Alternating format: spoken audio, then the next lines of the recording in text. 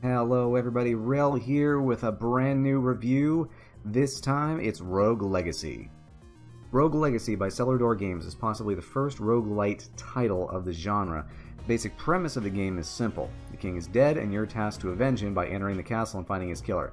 Except, oops, you're dead. So now your descendant must finish the job. Unless they die, in which case their descendant continues your quest, and so on and so forth. It's the legacy part of the game that makes Rogue Legacy stand out. When you die, you're given a selection of 3 children, each randomly given a class, spell, and random traits. The traits give Rogue Legacy some real flavor. Now, these disorders include ADHD, which lets you move faster, near and farsightedness, which makes far away and close-up objects respectively seem blurry, and there's even some very bizarre traits like irritable bowel syndrome, which makes your hero fart on occasion, or even vertigo, which, well, let's just say you don't want vertigo. At its core, Rogue Legacy is a platformer/action-adventure game. You kill enemies, hop platforms, collect gold, and explore the randomly generated castle for treasure. There are 4 areas of the game, each with its own enemies and boss, and while you can explore them at will, first-time players will likely stick to the castle area before venturing much further.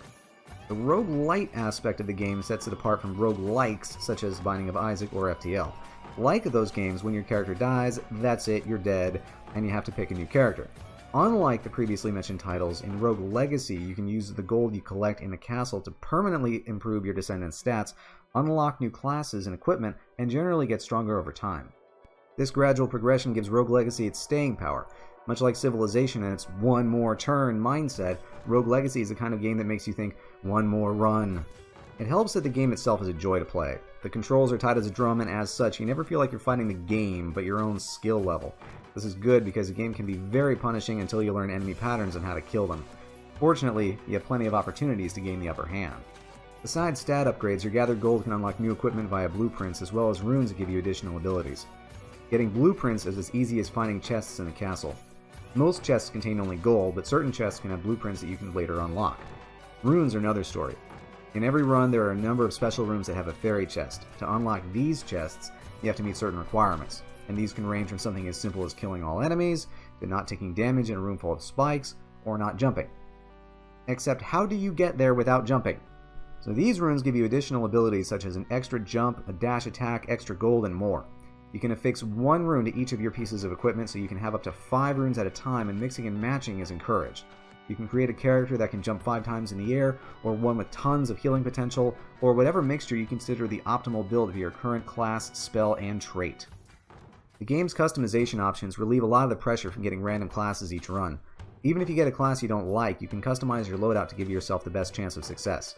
It even comes with certain anti-frustration features.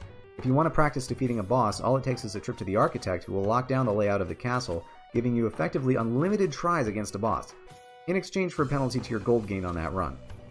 The game itself is maybe 15 to 20 hours long for a first-time player, though depending on your luck and skill level, you could spend more than that gathering blueprints and runes.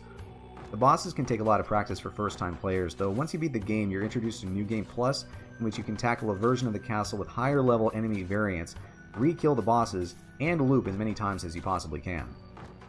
Ultimately, Rogue Legacy is one of the more interesting, unique, and overall fun games to come out in recent years. If you enjoy action-adventure games, you'll want to play it.